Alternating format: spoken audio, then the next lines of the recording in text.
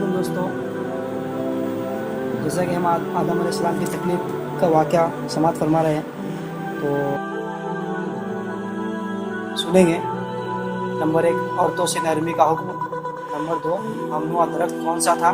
और नंबर 3, जन्नत कहाँ है। तो आइए हम चलते हैं हमारे पहले उन्वान की तरफ, औरतों से नरमी का हुक्म। सहीह में हज़रत अबू हुरैरा रज़ियल्लाहु तआला अन्हु से रिवायत है, नबी करीम हुज़ूर मोहम्मद मुस्तफ़ा सल्लल्लाहु अलैहि वसल्लम फरमाते हैं, इसका तर्जुमा है, तुम औरतों के साथ नरमी किया करो, क्योंकि औरत पसली से पैदा की गई है और ऊपर वाली पसली ज़्यादा टेढ़ी होती है। अगर तुम इसे सीधा करने की कोशिश करोगे तो वो टूट जाएगी, और अगर इसे अपने हाल पर छोड़ दोगे तो वो टेढ़ी ही रहेगी। इसलिए तुम औरतों से नरमी का बर्ताव किया करो। नंबर 2, ममनुआ दरख्त कौन सा था। एक किताब की तफसीर में उलमा मुफस्सिरीन का इख्तिलाफ है। नंबर 1, हज़रत इब्न अब्बास, सईद बिन जबीर, शाबई और जादा बिन हबीरा से रिवायत है, और मोहम्मद बिन कैस और सदी। एक दूसरी हदीस हज़रत इब्न अब्बास और हज़रत इब्न मसऊद और दीगर कई सहाबा रज़ियल्लाहु तआला अन्हुम से रिवायत करते हैं कि आपने फरमाया। नंबर 2, यहूद कहते हैं कि ये गंदम का पौधा था, और ये इसराइली रिवायत हज़रत अब्दुल्ला बिन अब्बास, हसन बसरी, वहब बिन मुनबा, अतिया उफी, अबू मालिक, हारिब बिन दस्तार और अब्दुर्रहमान बिन अबी लैला से ली गई है। हज़रत वहब फरमाते हैं कि वो गंदम का पौधा था, लेकिन इसका दाना दुनिया की गंदम के दाने से ज़्यादा नरम और शहद से ज़्यादा मीठा था। नंबर 3, थूरी अबुल हुसैन से और वो अबू मालिक के हवाले से फरमाते हैं कि हज़रत आदम अलैहिस्सलाम को जिस दरख्त के करीब जाने से मना किया गया था खजूर का दरख्त था। नंबर 4, इब्न जरीज और मुजाहिद से रिवायत करते हैं कि शजर ममनुआ जैतून था, और इसी कौल को इब्न जरीज और कतादा ने नकल किया है। नंबर 5, अबुल आलिया कहते हैं कि वो ऐसा दरख्त था जिसके खाने से गुल व बरास की ज़रूरत हो जाती थी, और जन्नत की नफासतें इस चीज़ की मुफ़ाहिल नहीं हो सकती थी। ये इख्तिलाफ काबिल एतना नहीं, क्योंकि अल्लाह ताला ने एक दरख्त की तय्यन फरमा दी थी जिसको हज़रत आदम अलैहिस्सलाम खूब जानते थे, चूँकि इसके जिक्र और तय्यन में हमारे लिए कोई मसलहत नहीं थी, इसलिए इससे चश्म पोशी की गई और इसके नाम से आगाह नहीं किया गया। और हम आगे चलकर जानेंगे कि जन्नत कहाँ है। आइम्मा कराम का इसके बारे में इख्तिलाफ है कि जन्नत कहाँ है। जिसमें हज़रत आदम अलैहिस्सलाम को क़याम का हुक्म दिया गया, वो आसमान पर है या ज़मीन पर। ज़रूरी है कि इस सिलसिले में मुख्तलिफ अक़वाल की जाँच पड़ताल करके इख्तिलाफ से निकलने की कोशिश की जाए और कोई काबिल एतमाद और सही फैसला दिया जाए। तो आइए हम कुछ बातें जानेंगे। नंबर 1, जमहूर उलमा का मौक़िफ़ ये है कि ये वही जन्नत है जो आसमान पर वाक़ है और जिसका जिक्र अक्सर कुरान पाक में आया है। इसे जन्नतुल मावा का नाम भी दिया जाता है। कुरानी आयत व अहादीस के ज़ाहिरी अल्फाज से यही बात साबित होती है, जैसा कि इरशाद खुदावंदी है सूरह बकरा की आयत में। इसका तर्जुमा है, और हमने कहा, ए आदम, तू और तेरी बीवी जन्नत में रहो। अल जन्नता का अलिफ लाम ना तो उमूम के लिए है और ना ही अहद लफ्ज़ी के लिए है। ये अलिफ लाम अहद ज़हनी का है। इससे मुराद शरअन वो मुकाम है जहाँ जन्नतुल मावा में हज़रत सय्यदना आदम अलैहिस्सलाम को क़याम करने का हुक्म दिया गया था, जैसा कि हज़रत मूसा अलैहिस्सलाम ने हज़रत आदम अलैहिस्सलाम से कहा था, अलाम अकरम जितना व नफ्सक मिनल जन्नह। सही मुस्लिम में हज़रत अबू हुरैरा और हज़रत हुज़ैफा रज़ियल्लाहु तआला अन्हु से रिवायत है कि नबी करीम हुज़ूर मोहम्मद मुस्तफ़ा सल्लल्लाहु अलैहि वसल्लम ने फरमाया, इसका तर्जुमा है, अल्लाह ताला जब लोगों को जमा फरमाएगा तो अहले ईमान को जन्नत के करीब लाया जाएगा, और वो खड़े हो जाएंगे और फिर हज़रत आदम अलैहिस्सलाम के पास हाजिर होंगे और कहेंगे, ए हमारे बाप, हमारे लिए जन्नत को खोलिए। आप फरमाएंगे कि तुम सिर्फ अपने बाप की लफ्ज़ की वजह से जन्नत से निकले हो। इस हदीस से ये जाहिर होता है कि हज़रत आदम अलैहिस्सलाम को जिस जन्नत में ठहराया गया वो जन्नत अल-मावा ही है, लेकिन ये हतमी फैसला नहीं है, क्योंकि इस हदीस पर तनकीद हो सकती है। इस राय کے علاوہ ایک رائے یہ بھی ہے کہ جس جنت میں حضرت آدم علیہ السلام قیام پذیر تھے وہ دائمی جنت نہیں، کیونکہ انہیں حکم دیا گیا تھا کہ وہ ایک خاص درخت کا پھل نہ کھائے، اور دوسری وجہ یہ ہے کہ اس جنت میں حضرت آدم علیہ السلام پر نیند بھی طاری ہوئی، انہیں وہاں سے نکالا بھی گیا، اس میں ابلیس داخل ہوا۔ یہ تمام چیزیں اس بات کا ثبوت ظاہر کرتی ہے کہ وہ جنت المأویٰ میں قیام پذیر نہیں رہے۔ یہ قول ابی بن کعب، حضرت عبداللہ بن عباس، وہب ابن منبع، سفیان بن عینیہ رضی اللہ عنہم کا بیان کرتا ہے۔ ابن قتیبہ نے المعارف میں اسی قول کو پسند کیا ہے۔ قاضی مقرر بن سعید البلوتی نے بھی اپنی تفسیر میں اسے نقل کیا ہے اور اس پر ایک مستقل کتاب تصنیف کی ہے۔ اسی روایت کو حضرت امام اعظم ابو حنیفہ اور ان کے اصحاب رضی اللہ عنہم کے حوالے سے بیان کیا گیا ہے۔ اسے ابو عبداللہ محمد بن عمر رازی بن خطیب رے نے اپنی تفسیر میں ابو القاسم بلخی اور ابو مسلم اصفہانی کے حوالے سے نقل کیا ہے، اور امام قرطبی نے بھی اپنی تفسیر میں معتزلہ اور قدریہ کے حوالے سے اس قول کو نقل فرمایا ہے۔ دراصل یہ قول موجودہ توراۃ سے لیا گیا ہے، اور اس مسئلے میں جن لوگوں نے اختلاف کیا ہے ان میں ابو محمد بن حزم نے اپنی کتاب الملل والخل میں، اور ابو محمد بن عطیہ اور ابو عیسیٰ زمانی نے اپنی تفاسیر میں ایک الگ رائے پیش کی ہے۔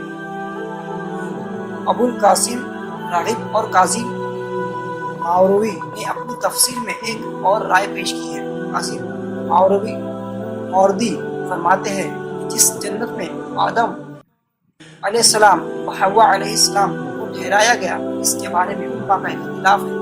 ایک قول تو یہ ہے کہ وہ جنت الخلد ہے، اور دوسرا قول یہ ہے کہ وہ جنت الخلد نہیں بلکہ ایک ایسی جنت تھی جسے خاص انہیں کے لیے اللہ تعالیٰ نے تیار کیا تھا، اور اسے ان کے لیے آزمائش کا بنایا تھا۔ اور جنت الخلد دارا بدلہ نہیں بلکہ دار جزا ہے۔ پھر اس میں بھی علماء کا اختلاف ہے کہ یہ جنت زمین پر ہے یا آسمان پر۔ حضرت حسن بصری رحمۃ اللہ تعالی علیہ کا قول یہ ہے کہ وہ جنت آسمان میں تھی، کیونکہ اللہ تعالیٰ نے حضرت آدم و حوا علیہ السلام کو اتر جانے کا حکم دیا تھا۔ ابن یحییٰ کا قول یہ ہے کہ وہ جنت زمین پر تھی، کیونکہ اللہ تعالیٰ نے جب حضرت آدم و حوا علیہ السلام کو اس جنت میں داخل فرمایا، انہیں منع فرمایا کہ وہ اس خاص درخت کے قریب نہ جائے، اور یہ دونوں کے لیے ایک آزمائش تھا، اور دارالخلد آزمائش گاہ نہیں، اور دخول جنت اور آزمائش اس وقت کے بعد واقع ہوا جب ابلیس کو سجدے کا حکم دیا گیا تھا۔ اللہ عالم۔ اس آیت کے بارے میں یہ گفتگو علماء نے اپنے بیان کی ہے، تو گویا آیت کے بارے میں 3 نظریے ہوئے۔ نمبر 1 یہ کہ وہ جنت الخلد ہے۔ نمبر 2 یہ کہ وہ ایک الگ جنت تھی جو زمین پر آزمائش گاہ قرار پائی ہے، اور نمبر 3 یہ کہ اس سلسلے میں خاموشی اختیار کی جائے۔ اسی لیے ابو عبداللہ رازی اپنی تفسیر میں اس مسئلے میں 4 اقوال لائے ہیں۔ 3 تو وہی ہے جنہیں ماوردی نے نقل کیا ہے، اور چوتھا قول تو توقف کا ہے۔ اس سلسلے میں ایک 5واں قول بھی بیان کیا جاتا ہے کہ اگر وہ جنت ہے وہ آسمان میں، لیکن جنت المأویٰ نہیں ہے۔ یہ قول ابو الجبائی سے نقل کیا جاتا ہے۔ جن لوگوں نے دوسرے قول کو اختیار کیا ہے دوسروں پر یہ اعتراض کرتے ہیں کہ اس میں تو کوئی شک نہیں کہ جب ابلیس نے ہم کو عدولی کی اور سجدہ کرنے سے انکار کر بیٹھا، اللہ تعالیٰ نے اسے اپنے حلیم قدس سے دور کر دیا۔ یقیناً یہ ایک ایسا اٹل حکم تھا جس کی کسی صورت مخالفت نہیں ہو سکتی تھی۔ اسی لیے اللہ تعالیٰ نے سورہ الاعراف میں 2 جگہ اور سورہ صاد میں اپنی آیت نازل فرمائی۔ ہاں کی ضمیر جنت کی طرف راجع ہے، یا پھر آسمان یا گھر اس کا مرجع ہے۔ ہاں ضمیر کا مرجع جو بھی ہو، اس سے تو بہرحال انکار ہی نہیں کہ وہ اس جگہ سے تقدیری طور پر ہمیشہ کے لیے اتار دیا گیا اور اسے نکال دیا گیا۔ اب نہ تو وہ وہاں مستقل ٹھہر سکتا ہے اور نہ وہاں سے گزر سکتا ہے۔ وہ کہتے ہیں سیاق کلام سے یہ حقیقت بھی بالکل واضح ہے کہ شیطان نے حضرت آدم علیہ السلام کو بہکایا اور اسے مخاطب ہو کر کہا۔ سورہ طٰہٰ کی آیت ہے اور سورہ الاعراف کی بھی آیت ہے، اس میں اللہ تعالیٰ نے اس کے بارے میں آیتیں اتاری، اور ظاہر ہے کہ یہ گفتگو ابلیس نے حضرت آدم علیہ السلام سے اس وقت کی جب وہ جنت میں ان کے ساتھ تھا۔ اس سوال کا جواب یہ دیا جاتا ہے نمبر 1، ابلیس کا حضرت آدم اور حوا علیہ السلام کے ساتھ جنت میں ہونا ممکنہ نہیں ہے، کیونکہ اسے جنت میں رہائش پذیر ہونے سے روکا گیا تھا، تاکہ گزرنے پر بھی پابندی لگا دی گئی تھی۔ نمبر 2، اور یہ بھی ممکن ہے کہ شیطان نے جنت کے دروازے پر پہنچ کر محض وسوسہ اندازی سے انہیں بہکا دیا، اور بھی ممکن ہے کہ وہ جنت تک نہ پہنچا بلکہ آسمان کے نیچے سے وسوسہ اندازی کر کے ان کی لغزش کا سبب بن گیا ہو۔ یہ تینوں آراء نظر و فکر کی محتاج رہی۔ جو حضرات کہتے ہیں کہ جس جنت میں حضرت آدم علیہ السلام قیام پذیر رہے زمین پر تھی، ان کی دلیل وہ روایت ہے جسے عبداللہ بن احمد نے سیادات میں حنبہ بن خالد، حماد بن سلمہ، حسن بصری، یحییٰ بن ثمرہ سعدی اور حضرت ابی بن کعب سے روایت کیا ہے کہ جب حضرت آدم علیہ السلام کے وصال کا وقت قریب آیا تو آپ کو جنت کے انگوروں کے کھانوں کی خواہش ہوئی۔ آپ کے بیٹے اس کی تلاش میں نکل کھڑے ہوئے، راستے میں کی فرشتوں سے ملاقات ہو گئی۔ فرشتوں نے ان سے پوچھا کہ کہاں کا ارادہ ہے؟ انہوں نے بتایا کہ ہمارے والد حضرت آدم علیہ السلام کی میری تمنا ہے کہ جنت کے انگور کھائیں۔ فرشتوں نے کہا واپس آؤ، بس تم اپنے مقصد تک پہنچ گئے۔ تو حضرت آدم علیہ السلام کی اولاد کو لے کر حضرت آدم علیہ السلام کی خدمت میں جا پہنچے۔ کی روح قبض کی، انہیں غسل کیا، خوشبو لگائی، کفن پہنایا، اور حضرت جبرائیل علیہ السلام کی ابتدا میں سب نے نماز جنازہ ادا کی، اور فرشتوں نے حضرت آدم علیہ السلام کے بیٹوں کو بتایا کہ جب تم میں سے کوئی انسان فوت ہو جائے تو اس کی تجہیز و تدفین کا یہ طریقہ ہے۔ یہ حدیث اپنی سند اور تمام الفاظ کے ساتھ بعد میں اس وقت ذکر ہوگی جب حضرت آدم علیہ السلام کی وفات کا تذکرہ کیا جائے گا۔ دوستوں، لوگ کہتے ہیں کہ اگر وہ جنت دنیا پر نہ ہوتی اور اس تک پہنچنا ممکن نہ ہوتا تو حضرت آدم علیہ السلام انگور کھانے کی خواہش کیوں کرتے اور ان کے بیٹے جنت کی تلاش میں کیوں نکلتے؟ اس سے اندازہ ہوتا ہے کہ جس جنت میں تخلیق کے بعد آپ قیام پذیر رہے وہ آسمانوں پر نہیں بلکہ زمین پر تھی۔ اللہ اعلم۔ اور ایک دلیل یہ بھی ہے کہ آیت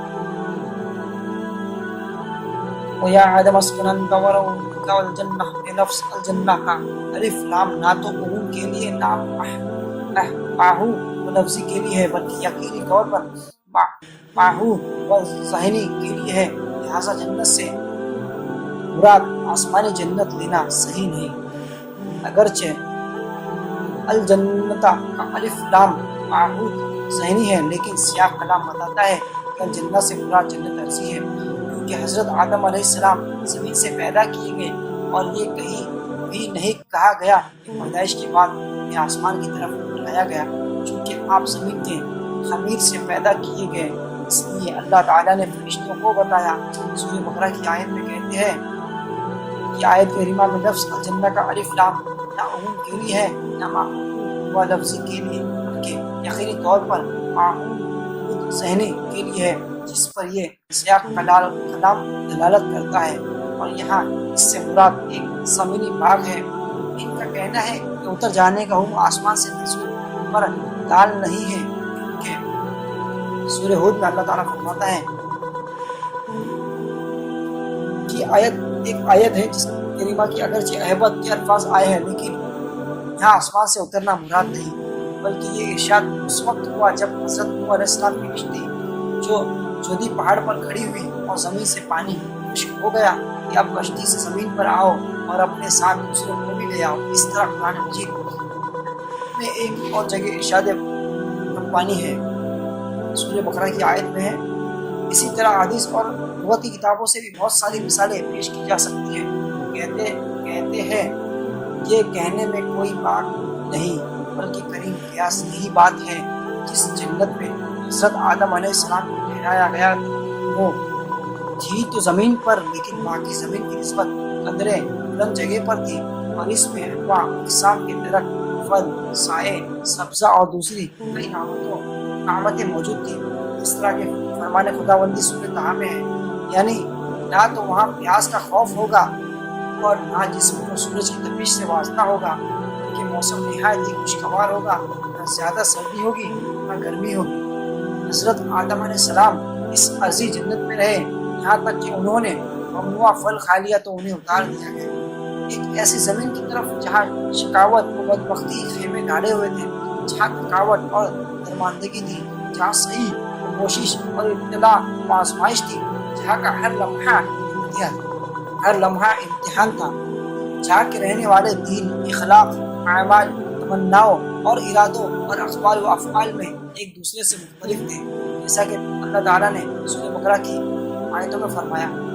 لیکن اس سے یہ لازم نہیں آتا کہ جس جنت میں حضرت آدم علیہ السلام کو نکل جانے کا ملا وہ آسمان پر واقع ہے، کیونکہ اس طرح تو پھر ماننا پڑے گا کہ بنی اسرائیل بھی آسمان پر تھے، جیسا کہ اللہ تعالیٰ نے سورہ الاسراء میں فرمایا ترجمہ، اور ہم نے حکم دیا فرعون کو غرق کرنے کے بعد بنی اسرائیل کو کہ تم آباد ہو جاؤ اس سرزمین میں، بس جب آئے گا آخرت کا وعدہ تو ہم لے آئے تمہیں سمیٹ کر۔ اس سے تو کسی کو اختلاف نہیں کہ بنی اسرائیل زمین پر تھے نہ کہ آسمان پر۔